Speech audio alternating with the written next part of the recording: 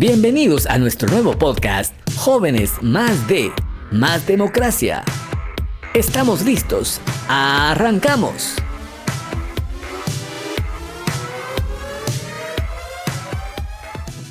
Bienvenidos y bienvenidas nuevamente a este espacio del podcast llamado Jóvenes Más Democracia. Para mí es un honor nuevamente acompañarles en este episodio. Mi nombre es André Quiacaín. Buenas tardes, bienvenidos. Qué gusto poder estar con ustedes nuevamente en este segundo gran podcast de este gran proyecto. El día de hoy pues está su servidora Roselyn Hernández y tenemos la maravillosa compañía de nuestra diputada, por favor. Buenas tardes a todos y todas. Mi nombre es Ligia Ivette Hernández Gómez. Soy diputada del Movimiento Semilla, electa por el Departamento de Guatemala en el Congreso de la República desde el año 2020 en la 9ª legislatura. Ok, para nosotros un total honor tenerla con nosotros. De verdad es un gusto después de tanto verla en Twitter, en medios y hoy tenerla aquí. De verdad es un gusto para nosotros y queremos conocerla un poco más, conocer la persona que hay detrás de la diputada Ligia Hernández. Entonces le vamos a hacer unas preguntas, tal vez si nos puede contar qué hace en sus tiempos libres, qué música le gusta ir escuchando en el carro. Bueno, en el poco tiempo libre lo que hago es leer, leo mucho, aprovecho cada espacio para leer y es como mi meta leer libros mensuales. ¿Y qué música escucho? Me gusta el rock de los 70s, de los 80s no mucho, el rock de los 90s y el rock independiente y bandas inglesas es lo que más escucho, y también el rock latinoamericano más como clásicos o de estéreo, cosas así. Qué bien, recordando un poco de sus tiempos. Sí. También. Sí, exacto. Qué bien. Bueno, Roselyn. Sí, creo que qué interesante lo que menciona. Y pues le agradecemos principalmente el tiempo, ¿verdad, diputada? Porque sabemos que su agenda es bastante apretada. Y para poder empezar a entrar en contexto, quisiéramos que usted, desde su experiencia como diputada y como mujer, pudiera comentarnos sobre la iniciativa de Ley DEM, que está sonando mucho en estos tiempos, ¿verdad? ¿Cómo lo ve usted desde este ámbito como diputada y como mujer? ¿Qué importancia tiene para nosotros como mujeres guatemaltecas y para las generaciones que vienen detrás de nosotros, ¿verdad? Esta gran iniciativa de ley como lo es la Ley DEM. Bueno, primero para hablar de Ley DEM tenemos que comprender que las mujeres a nivel mundial constituimos la mitad de la población y en nuestro país es importante también decir que somos más de la mitad de la población, y al ser más de la mitad de la población pues estamos a cargo de los hijos en el hogar, del cuidado de las familias, estamos a cargo de en muchas ocasiones de atender la manutención de las familias, y entonces vemos que es necesario aportar y apoyar a las mujeres para que puedan hacer emprendimientos no pequeños, sino emprendimientos que les permitan sacar a sus familias adelante. En cualquier espacio del país, a cualquier hora, encontramos mujeres con proyectos que van desde la venta de panes hasta la venta de mascarillas, y que muchas veces a través de ese esfuerzo proporcionan, digamos, el apoyo económico a sus familias para sacarlos adelante. Entonces nos encontramos ante dos fenómenos fundamentales. El primero, que las mujeres tenemos un rol importantísimo en el desarrollo de la sociedad a través del trabajo no remunerado y no reconocido que se realiza en los hogares, y que por los siglos de los siglos han realizado nuestras ancestras, nuestras madres, nuestras abuelas, y que en determinado momento hemos realizado nosotras como niñas, como jóvenes cuando estamos en casa. Esa labor no reconocida y eso no remunerado pasa aún en el área rural del país, donde las niñas no van a la escuela, las niñas llegan hasta segundo primaria y después tienen que encargarse de cuidar al abuelito enfermo, de cuidar a sus hermanos, de cuidar al papá, de tortear, de ir a hacer la masa, de hacer los tamales, de hacer la comida. Entonces es importante decir que hay áreas donde las mujeres sí necesitan un respaldo o un apoyo del Estado, porque es el Estado el que debe de procurarlo para sacar adelante esos pequeños proyectos que tienen y esas pequeñas, podríamos decir, actividades que sí le rinden frutos de sostenimiento a las familias. Eso primero. Y segundo, es importante mencionar que existen, a la sociedad y la cultura le ha puesto muchas barreras a las mujeres para que las mujeres accedamos a créditos. No, las mujeres no tenemos créditos si no estamos casadas, si un hombre no respalda nuestra capacidad económica, ¿verdad? Cuando tú adquieres un seguro, tiene que haber un hombre respaldándote, porque si eres mujer puede que te quedes sin trabajo. Accedes al trabajo y haces igual el trabajo que un hombre y te lo pagan menos, ¿verdad? Entonces hay distintas circunstancias que le impiden a las mujeres de alguna manera despegar económicamente y tener las mismas oportunidades. En ese ámbito surge el LEIDEM como una iniciativa, el mismo nombre lo dice, Ley de Desarrollo Económico de las Mujeres, que lo que pretende es empoderar por medio de créditos y de aportes a las mujeres que lo necesiten. Se crean algunos programas, ¿verdad? En distintos ministerios, ¿verdad? Es importante decir que para abordar, digamos, las necesidades de las mujeres y poder equilibrar un poquito la balanza, han habido esfuerzos desde muchos años atrás para que las mujeres podamos tener ese reconocimiento, no solo como una fortaleza de la sociedad, como que aportamos económicamente en distintas instituciones, y a partir de ese esfuerzo de distintas mujeres y organizaciones es que tenemos CEPREM, que es la Secretaría Presidencial de la Mujer, que tenemos los CAIMUS, que tenemos varias instituciones que se encargan por velar por las mujeres. Sin embargo, cada una de estas instituciones tiene programas, pequeños proyectos, pero que no le rinden al final del beneficio que se necesita para las mujeres. El MP ve cosas de seguridad y de violencia, ¿verdad?, contra las mujeres, otras ven temas de resarcimiento, de acompañamiento, de capacitación, pero no hay definitivamente una instancia que coordine y que regule todas estas acciones. Se ha presentado la iniciativa del Ministerio de la Mujer, que pretende articular todas estas acciones de los distintos programas y que se encuentran en distintas secretarías y proyectos, pero tampoco ha avanzado. Y LEIDEM hemos llegado a conocerla en primera lectura nada más. Hemos intentado ponerla en agenda en la instancia de jefes de bloque. Hemos articulado con las mujeres que están detrás, se ha creado una campaña prácticamente desde el año pasado, la empezamos, para ponerla sobre la mesa, para crear conciencia de por qué es importante hablar del desarrollo económico de las mujeres. Las mujeres en época de pandemia han asumido el rol de cuidar a los enfermos.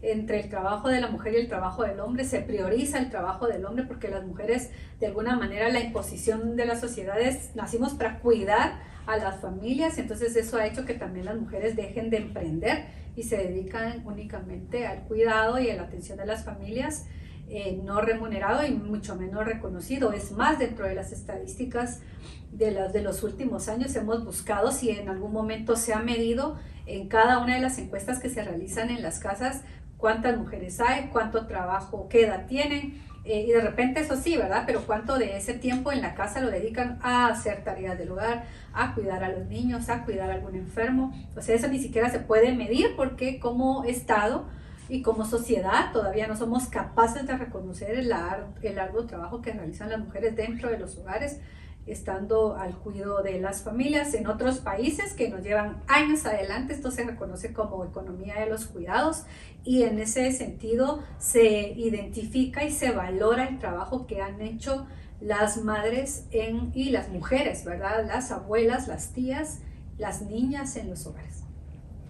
Sí, completamente de acuerdo. Creo que todo esto viene siendo una consecuencia de los estigmas sociales que llevamos como guatemaltecos, ¿verdad? El hecho de decir, no, las mujeres están solo para el hogar. Y esto invisibiliza o minimiza los esfuerzos que realizan día tras día. Minimiza también los esfuerzos de, como ella está solo para el hogar, entonces no le permitimos el acceso a educación, como pasa muchas veces en el interior. ¿Qué tiene que decir al respecto de esta minimización y en qué contexto nos encontramos como Guatemala acerca de esto? Sí, mira, respecto a esto, yo creo que más que estigma es que vivimos en una sociedad machista, ¿verdad? Con una imposición patriarcal desde que nacemos, donde las niñas no tenemos las mismas capacidades según estos criterios machistas. Entonces, creo que eso, nacemos con esa imposición social estructural, ¿verdad? Y eso hace pues que modifiquemos nuestras conductas y que se nos asignen roles que definitivamente coartan nuestras libertades y también nuestras capacidades. Para mí eso es una manera muy real de percibir el machismo. Lo ves en las casas, lo ves en los colegios, en las universidades, y el problema real de no considerar el machismo como un problema estructural y cultural y social es que a través del machismo se garantizan y se protegen y se ven como buenas todas las demás formas de violencia que devienen. 234 mujeres al día denuncian ante el Ministerio Público a nivel nacional por distintos tipos de violencia. Eso no es normal, ¿verdad? Eso no es normal. 57,000 niñas de enero a septiembre, de este año han resultado embarazadas. Hay un altísimo porcentaje de niñas de 10 años que están siendo obligadas a ser madres. Imagínense ustedes y al público que nos vea una niña de 10 años con una panza de 8 meses de embarazo. Eso es inhumano, eso es tortuoso. Y la semana pasada estuvimos en Alta Verapaz y supimos de niñas de 11 años que han sido obligadas a dar a luz a un parto normal, cuando por protocolo las niñas deben ser sometidas a una cesárea, ¿verdad? Que es algo totalmente duro. Yo como madre sé decir que es algo durísimo, y entonces estamos sometiendo como sociedad a las niñas a eso, ¿verdad? Aparte de ese tipo de violencia, también sufren violencia en las calles, ¿verdad? El acoso sexual es algo que nos han acostumbrado a pensar y nos han hecho pensar que es normal y que lo tenemos que validar, pero no es normal, porque estas conductas producen violencia. Hablamos también de que no solo es la violencia se ha incrementado a través de la pandemia, a partir de la pandemia, en las casas, que es donde se supone que deberíamos de estar más seguras, ¿verdad? Donde las niñas deberían de estar más seguras. En el 90% de los casos de denuncias de violencia contra niñas y niños y adolescentes es abuso sexual. El 90% de las denuncias, y el 100% ocurre en casa. Y el otro restante porcentaje no ocurre en casa, pero ocurre en las escuelas, que es algo que también consideramos que no puede suceder y sobre todo que no lo debemos de permitir como sociedad, como legisladores, como integrantes de las organizaciones, como madres, como padres. Tenemos que generar realmente un frente en contra de estos tipos de violencia. Y no está de más hablar de la violencia que nosotros hablábamos ahorita con mi equipo, de esa violencia política, ¿no? Que constituye que las niñas y las mujeres no tengamos acceso a los créditos, a la escuela. Todas las estadísticas evidencian que van más niños que mujeres, ¿verdad? Porque las mujeres precisamente como que naciéramos con un libro, con un programa bajo el brazo que diga qué estamos destinadas a hacer y qué no hacer, ¿verdad? Hablo de la violencia a la que sometemos y se someten a las mujeres cuando no tienen acceso a la salud, ¿verdad? A los créditos.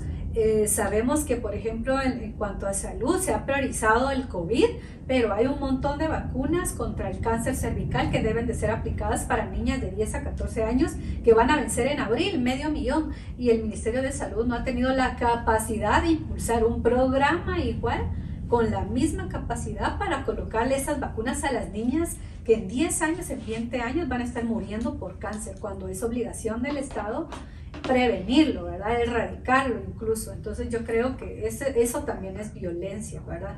Violencia es no tener acceso a la salud, no tener acceso a la educación, es no tener acceso y derecho a salir a la calle como te dé la gana, ¿verdad? Porque te tenés que cuidar no solo de los hombres y de los machos que están afuera, sino que te tenés que cuidar del pastor que puede violentarte, puede violentar a tu hija, te tenés que cuidar del policía. Hemos sabido de casos de gente de Policía Nacional Civil que ha agredido y ha violentado a niñas que están siendo conducidas, que han sido agredidas sexualmente en sus casas y que están en casas hogares. Entonces realmente este país no es un país apto para mujeres, ¿verdad? Es un país que violenta, es un país machista, y somos una sociedad que consolida esas formas aceptándolas y validándolas. Y voy a decir algo de repente muy duro: somos un Congreso machista. De 160 diputados, 31 somos mujeres, y de las 31 con una mano pueden contar quienes están hablando de educación integral en sexualidad, que están hablando de resarcimiento a niñas violadas sexualmente, que están hablando del acoso sexual, que están hablando de paridad. Somos muy pocas las mujeres que estamos hablando de la violencia que se está ejerciendo en este país en contra de las niñas, de las adolescentes y de las mujeres. Creo que algo muy importante que comenta la diputada, y es algo que personalmente me atraviesa, y creo que es por medio también de la misma experiencia, ¿verdad? Es esa violencia obstétrica que existe actualmente, ¿verdad? Esa violencia que en Guatemala realmente no es algo de lo que se hable abiertamente con las niñas o con las mujeres, ¿verdad? No es algo que tengamos establecido, que tenemos un territorio cuerpo que debe ser respetado, un territorio cuerpo que debe ser dignificado. No solo en las mujeres, también en los hombres, pero se da más en el caso de las mujeres, ¿verdad? Creo que algo muy, muy fuerte que usted mencionaba es el hecho de ver a una niña de 10 años con un estómago de embarazo. Hay una frase que a mí me atraviesa personalmente y está, creo, todavía en la sala de cunas del IX, si no estoy mal, creo que es zona 11, y dice, nunca se ha visto niñas dar a luz a otro niño, ¿verdad? Entonces creo que parte de la protección y de la educación integral, como mencionaba la diputada, que debe existir tanto en las escuelas públicas como en los colegios privados, es el poder fomentar a las niñas o formar a los niños y niñas a través de una educación sexual integral. Porque muchas veces por la misma desinformación que contamos, por el mismo tipo de sociedad que manejamos, se cree que al hablarle a un niño, a una niña, a un adolescente, a una adolescente de sexualidad, es incitarlo a tener una vida sexual activa, si lo quieren ver antes de tiempo, ¿verdad? Creo que eso es parte de los derechos de territorio cuerpo, es cómo yo como mujer decido en qué momento ser sexualmente activa. Por ejemplo, ¿qué tanto acceso tengo como mujer a un método anticonceptivo para poder planificar no solo mi vida familiar, si lo queremos ver así, sino también evitar infecciones de transmisión sexual, ¿verdad? Creo que no se le ha dado la promoción adecuada, no porque no se tengan las herramientas, ¿verdad, diputada? Porque el Ministerio de Salud, su obligación es brindar salud integral, no solo a nosotros como jóvenes, sino a la sociedad en general, ¿verdad? Entonces creo que existe todavía un tema muy tabú alrededor de todo esto, que en realidad los tabúes lo único que hacen en este caso es ponernos unos lentes rosa, ¿verdad? Y creer que la sociedad lo que está viviendo es tan normal como lo que usted decía, ver niñas de estadísticas realmente alarmantes, con niñas de 10 años en un estado de gestación que en muchas ocasiones ni siquiera es un estado de gestación, pues a una edad de 10 años no es ni planificado, ni esperado, ni propio tampoco, ¿verdad? Exactamente. Sí, y algo bien importante de mencionar es que también a la hora de revisar las estadísticas nos damos cuenta que los 4 departamentos con las tasas más altas de embarazos en niñas y adolescentes son Alta Verapaz, San Marcos, Huehuetenango y Quiché. Digamos, el eje transversal es que estamos hablando de niñas indígenas, de niñas pobres, de niñas que no tienen acceso, ni sus familias han tenido acceso al desarrollo, ni a la educación, ni a las oportunidades. Entonces las estamos condenando a la pobreza, a la exclusión, y las estamos obligando a ser madres. Entonces también es importante mencionar que el tema de la educación integral en sexualidad es un tema tabú. Estamos en el siglo XXI y esto es un tema tabú. En otros países eso ya trascendió hace 30 años, y aquí tenemos a las autoridades totalmente cerradas en cuanto al tema de educación integral en sexualidad. De hecho, como yo trabajo el tema de violencia contra las niñas, hemos estado dándole seguimiento a las acciones del Ministerio de Educación, porque no nos cabe en la cabeza cómo el Ministerio de Educación ha consentido que los maestros denunciados sigan dando clases, ¿verdad? O que los maestros que ya están en proceso continúen aún mensualmente ganando como que estuvieran dando clases, ¿verdad? Entonces le hemos dado seguimiento. Ellos han hecho como un acuerdo ministerial para darle tratamiento a esos casos, que queríamos saber cómo estaba funcionando, si se estaba implementando, porque lo revisamos 2 meses después de que se hizo en marzo, y lo revisamos si estaba mal hecho, había muchos errores, porque lo hicieron ellos, sin hacer un planteamiento amplio, invitando a las demás instituciones. Desde la Comisión del Menor y la Familia convocamos a distintas instituciones, a la SBET, a la SBS, a la Procuraduría de los Derechos Humanos, a la PGN, y todos tuvieron a bien aportar modificaciones a ese reglamento para que lo implementaran. Llegó octubre y el Ministerio de Educación nunca aplicó las recomendaciones de las instituciones expertas en eso. Entonces, ¿eso qué te dice? Que tenés un Ministerio de Educación que no le importa, ¿verdad?, qué está pasando en las escuelas. Tenés un Ministerio de Educación que evita hablar de educación integral en sexualidad. De hecho, le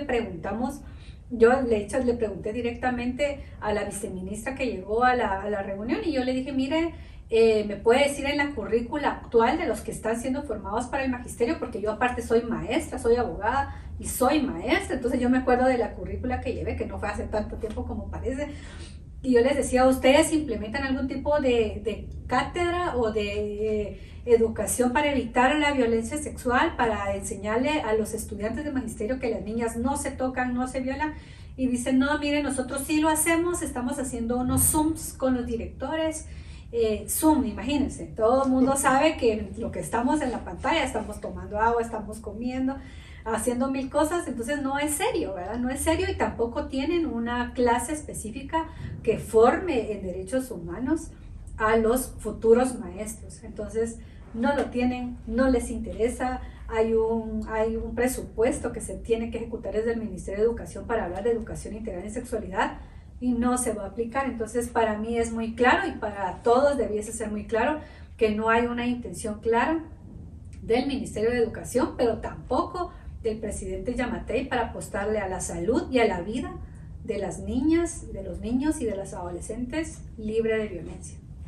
Sí, completamente de acuerdo, y eso va bastante de la mano con lo que mencionaba al principio, que solo hay 31 mujeres en el Congreso, y de las cuales, contadas con una mano, son las que se atreven. Ahí sí que es valentía en Guatemala hablar acerca de todos estos temas, y por eso es importante también llevar a traer a mesa el hecho de la paridad, la necesidad que tenemos como democracia guatemalteca de una paridad, también de ciudadanos, estar conscientes de quiénes ponemos en el Congreso, quiénes nos van a representar, porque, como usted decía, un hombre no puede hacer las leyes para las mujeres porque no es consciente de todo lo que conlleva ser mujer en Guatemala. Yo estaba viendo una estadística la cual revelaba que Guatemala es el peor país en Latinoamérica para nacer mujer. Sí, por eso lo decía. Ajá, con mucha convicción. Sí, y es triste porque hace unos años éramos un país clave políticamente, económicamente, y ahora ya nos están ganando otros países de Centroamérica en leyes sobre el acoso, en leyes sobre participación de la mujer, en leyes sobre progreso económico de las mujeres. Entonces, pero estas estadísticas, a usted, ¿qué sentimiento le resurge? ¿Qué piensa en su cabeza al momento de ver todas estas estadísticas y al momento de toparse con todas estas realidades en sus viajes que ha hecho al interior? Sí, bueno, antes de ser diputada me invadía mucho la frustración. Ahora lo que me da es como una necesidad inmensa de trabajar y de generar consensos, de buscar liderazgos para empujar las mismas luchas. Yo creo que el tema de la paridad es fundamental, sin embargo también es un tabú hablarlo, ¿verdad? No estamos como ni podemos mencionarlo, perdón. Es importante, ¿por qué? Porque a nivel mundial el 22.7% de las mujeres ocupa esos espacios. Usted está hablando casi de un 78% ocupado por hombres a nivel mundial. Y a nivel nacional, yo ya lo mencionaban ustedes, 31 mujeres de 160 diputados. Y si nos vamos más aterrizados, los partidos políticos. De los partidos políticos actualmente, de los 19 que hay, 2 partidos tienen secretarias generales. Eso quiere decir que de 19, 2 partidos políticos tienen a la cabeza a una líder mujer, ¿verdad? Y si nos vamos más aterrizados aún y te vas a los comités ejecutivos departamentales, son mucho menos partidos políticos los que tienen en los puestos de decisión departamental a las mujeres. Y si bajas a los espacios municipales también, la participación de la mujer de repente es más, ¿verdad? Pero al final quien toma las decisiones en ese espacio más pequeño son hombres. Entonces esto es bien importante decirlo porque esto no es cuestión de la suerte, esto tiene causales históricas y culturales que nos han hecho creer que los puestos de decisión, no solo políticas, decisiones económicas, las tienen que dar los hombres. Entonces, hay una palabra muy famosa que se escucha en política que es caudillo. Todos los partidos políticos tienen un caudillo, que es el que toma decisiones, el que pone y el que quita candidatos. Y yo creo que esa es una lógica que aún se vive en el país y que se mantiene porque hay una causa fundamental que la mantiene viva y que es las condiciones de desigualdad y de pobreza que se viven en el país.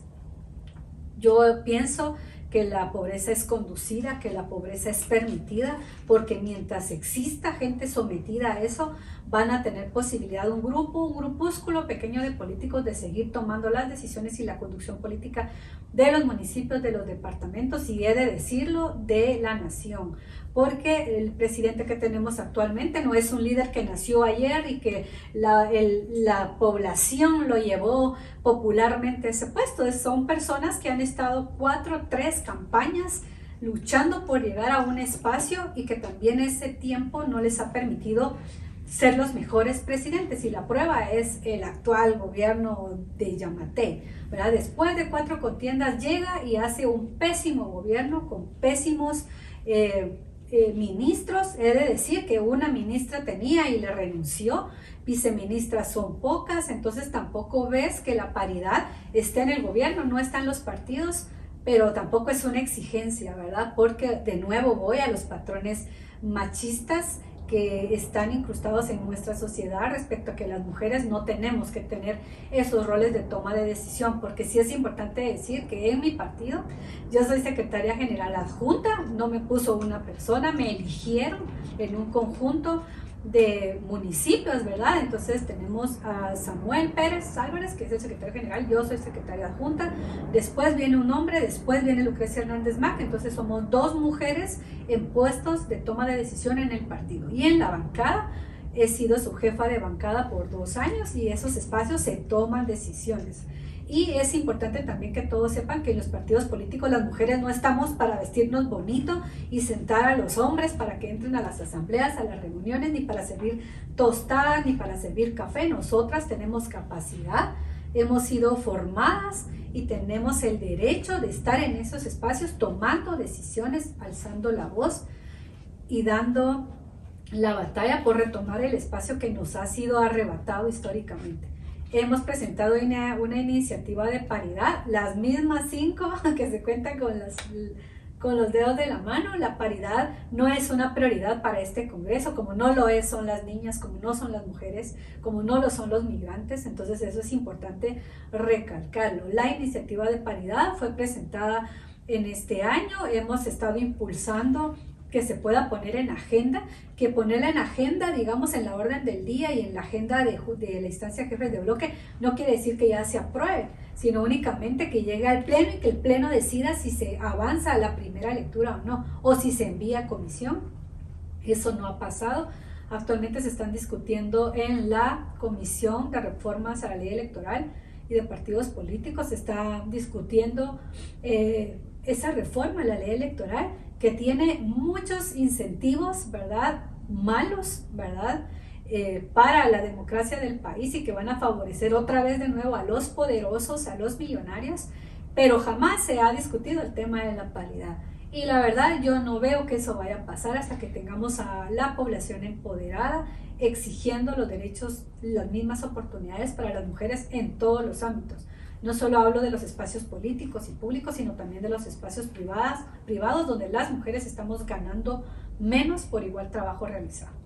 Creo que algo muy importante que debemos traer a colación con respecto a sus palabras, diputada, es el hecho también, por ejemplo, como tratábamos en el tema laboral, ¿verdad? Las mujeres incluso trabajamos más en horas muchas veces que los hombres en un mismo ámbito, en un mismo espacio, realizando las mismas actividades, y somos menos reconocidas de manera económica, ¿verdad? Tanto en lo público como en lo privado. También viene mucho a colación, diputada, el hecho de que en muchas empresas no se nos da un cargo alto porque somos mujeres y creo que uno de los comentarios que se escucha, o muchas de las mujeres cuando vamos a buscar un trabajo hemos escuchado es, ¿su planificación actual es tener hijos? Ah, mire, es que si usted está embarazada, fíjese que sí se nos complica, fíjese que no tenemos las prestaciones necesarias para que usted pueda optar a un cargo como gerente si usted piensa tener hijos, o mire, ¿qué hace usted con su familia cuando, qué prioridades para usted, trabajo o familia? Y las mujeres somos las únicas que tenemos que tomar esa difícil decisión y aportar ambas partes, ¿verdad? Trabajo de oficina o trabajo de campo y luego el trabajo del hogar, ¿verdad? Creo que es una desigualdad totalmente abierta, ¿verdad? Y que nos hace a nosotros incluso ser menos reconocidas también por la labor doméstica, como lo mencionábamos al principio. Creo que muchas mujeres o muchas personas se refieren, es que, por ejemplo, mi esposa no trabaja, ella está en la casa, ¿verdad? Y creo que es cuando más se trabaja, ¿verdad? Creo que la casa es ver no solo es ver a los niños, es también hacerse cargo, ser cabeza de hogar, ¿verdad? Entonces, pero cuando entonces llega el esposo, entonces yo voy atrás del esposo y el esposo queda al frente del hogar en toma de decisiones, desde esos ámbitos, ¿verdad? Empezar ya a romper esas cadenas y empezar ya a cambiar ese chip que traemos como sociedad de que la mujer, como lo mencionaba, es frágil, está solo para cuidar, está solo para pues las cuatro paredes del hogar. Creo que estos espacios, lo que busca o lo que buscamos nosotros a través de estos espacios es poder hablarle a las personas que están detrás de las pantallas y hacerles entender que todos somos capaces, ¿verdad? Que todas las mujeres tenemos el potencial cuando nos lo proponemos, ¿verdad?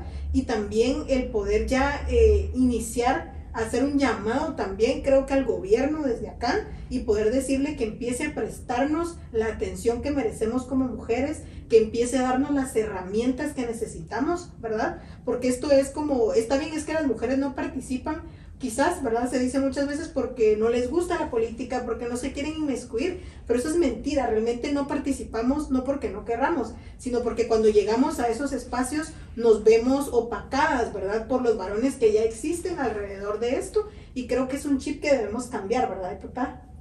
Sí, totalmente, y creo que nosotras como mujeres podemos identificar las necesidades que tenemos, pero digamos no sería factible que tú y yo nos vayamos ahorita con Andrea a la calle a exigir nuestros derechos y a ver qué logramos, sino que sí necesitamos que el Estado brinde las herramientas institucionales para que realmente las mujeres salgamos de la exclusión y de la desigualdad en la que nos encontramos en todos los ámbitos. Entonces eso es fundamental. Por eso es que cuando hubo el ataque hacia la CEPREM, que querían cerrar la Secretaría, nos opusimos fehacientemente y hubo una lucha legal, política y discursiva respecto a que no se cerrara la CEPREM, porque la CEPREM es parte de un compromiso internacional de derechos humanos que el Estado realizó hace algunos años en materia de derechos humanos. Entonces es la única secretaría que ve por la política pública a favor de las mujeres. Entonces cerrarla o debilitarla es un golpe definitivamente a todos los esfuerzos que hemos estado realizando históricamente para que las mujeres ocupemos el espacio que nos corresponde en la sociedad, que no es arriba de los hombres ni abajo de los hombres, sino al lado, y eso es la paridad. Así es, y esto viene siendo consecuencia, como usted lo decía, de un gobierno totalmente machista, ¿verdad? No hay la suficiente cantidad de ministras como se desearía o sería ideal, ¿verdad? Rosalind, ¿algo que comentar? Sí, claro, creo que la participación de la mujer no solo en el ámbito público y político, sino también el reconocimiento de la misma a través del tiempo y los grandes, en este caso, la gran proyección que ha tenido la evolución del empoderamiento de las mujeres en cuanto al tiempo, es el poder darnos cuenta que el día de hoy, por ejemplo, lo que mencionábamos sobre que ya se tiene una cultura que quizás es minorista de denuncia contra un abuso, ¿verdad? Creo que hemos crecido como mujeres con la idea de vivir en un abuso psicológico, económico, y que todo eso conlleva a tener un buen matrimonio, si lo queremos ver así, ante la sociedad, ¿verdad? O el aguantar los malos tratos de mi jefe es ser una persona resiliente a mi trabajo. Creo que es algo que ya se está rompiendo ese estigma, el poder empezar a tener conciencia de que tenemos el empoderamiento tanto de nuestro territorio cuerpo como de la toma de decisiones desde el hogar hasta una incidencia política como mujeres. Creo que el poder fomentar a través de estos espacios a través de nuevas iniciativas de ley, el poder hacer entender a las mujeres y a la sociedad en común que nosotros somos quienes colocamos a cada una de las personas del Estado, ¿verdad? Nosotros colocamos al presidente y es algo que siempre lo he dicho, nosotros lo colocamos y en el momento en que lo decidamos ya surgió una vez y podemos volver a hacerlo, ¿verdad? Podemos volver a hacer esos cambios y creo que eso debe ser al momento, estábamos platicando en el episodio anterior, que ya viene, estamos muy cerca del otro contienda electoral y ya tenemos que empezar a evaluar a los posibles candidatos a manejar no solo nuestro país, nuestros fondos públicos, a manejar nuestros ministerios, a manejar todas esas herramientas que como guatemaltecos tenemos derecho a saber qué hacen con mis impuestos, cómo me afecta a mí, ¿verdad? La toma de decisiones de un mal o buen presidente, de un mal o buen diputado, ¿verdad? Creo que es algo que hay que traer mucho a colación porque no tenemos la cultura de estudiar al candidato antes de elegirlo, ¿verdad? Sino que nos vamos por la opción menos oscura o menos no favorable, ¿verdad? Y así es como votamos y creo que hay que empezar a tener esa cultura de incidencia política, hay que empezar a tener esa cultura de poder escanear a cada uno de los candidatos y ver qué es lo que nos conviene como sociedad. Sí, yo creo que es importante mencionar que muchas veces nos dejamos llevar por el discurso, pero tenemos que empezar a exigir planes de gobierno, planes de trabajo, ver los gabinetes, ¿verdad? Cómo están integrados, quiénes van a llegar a tomar las decisiones que van a impactar en la vida de nosotros como pueblo, ¿verdad? Yo creo que eso es bien importante y yo, por ejemplo, lo veo en el Congreso.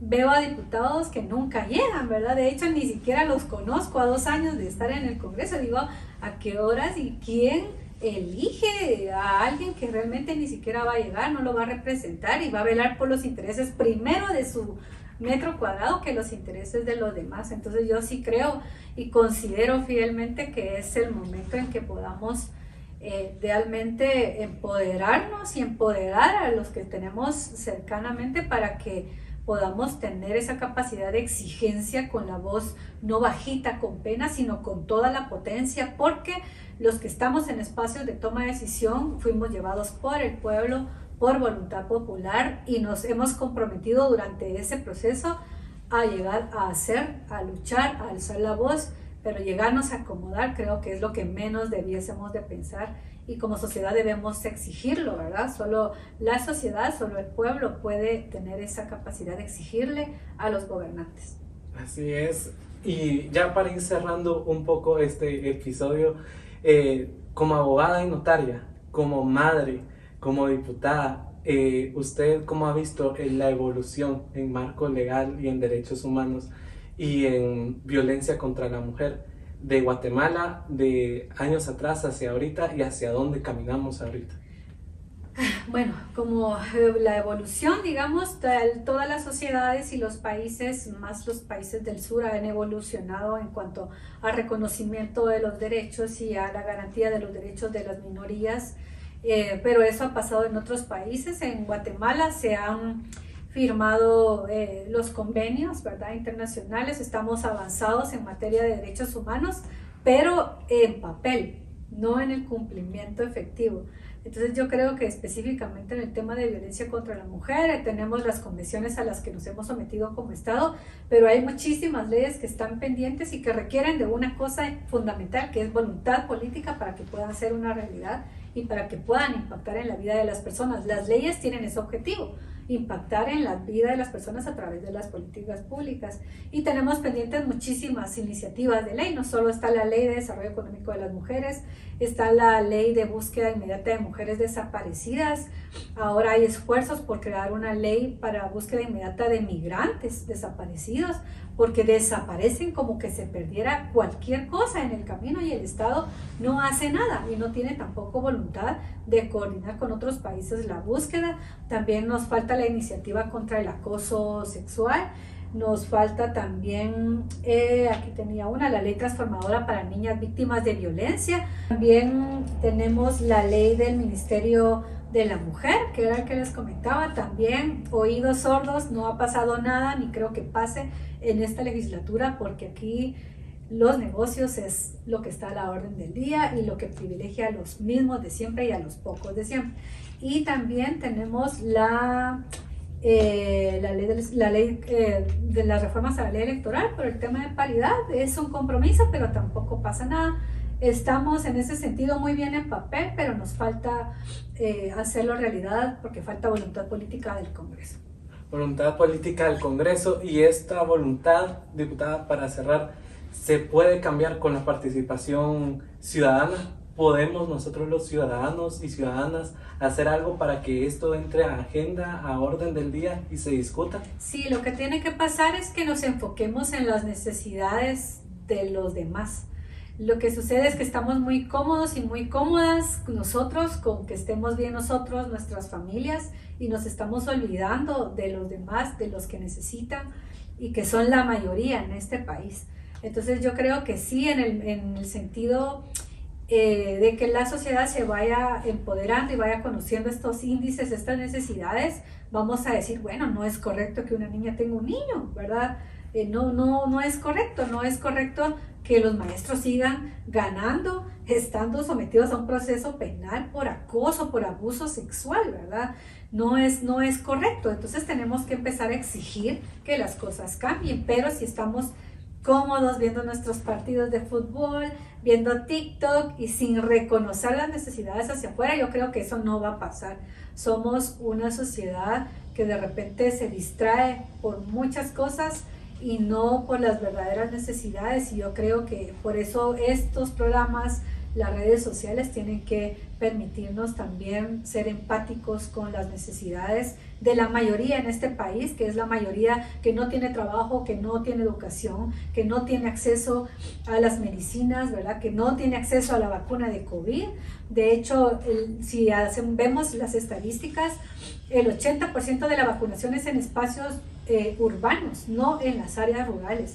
Y yo he ido a los puestos de vacunación y los encargados dicen, mire, diputada, es que realmente aquí, para ir aquí a Chuarrancho, a la aldea más lejana, necesito un carro, y aquí no hay carros. Hay una ambulancia que no tiene gasolina, no tiene llantas. Eso nos pasó en Alta Verapaz. La ambulancia no tenía llantas, entonces ¿cómo iba a una ambulancia a resolverle la vida de la población indígena más pobre de Alta Verapaz? Es que eso es lo más importante de lo que les quiero decir. Las verdaderas necesidades están en los espacios donde hay población indígena, donde hay niñas indígenas, y por eso son tan susceptibles a la violencia. Así es, y usted, querido y querida oyente, no esperemos a una crisis, no esperemos a que algo terrible pase para poder despertar. Despertemos desde ya, y creo que gran parte de eso es, como decía la diputada, invertir un poco de tiempo en nuestras redes sociales, tal vez buscar parte de esta información. Así que, diputada, por favor, ¿cómo la pueden encontrar en redes sociales? En redes sociales estoy como Ligia Ivette 26 en el Twitter, en el Instagram y en el Facebook estoy como Ligia Hernández.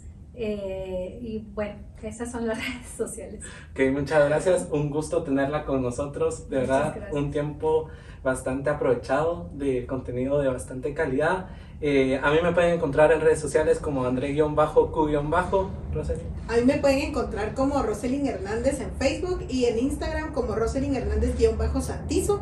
Pues estamos ahí para poder continuar con este tipo de espacios, poder tener también a bien poder encontrar un nuevo contexto para poder incidir de manera política y social.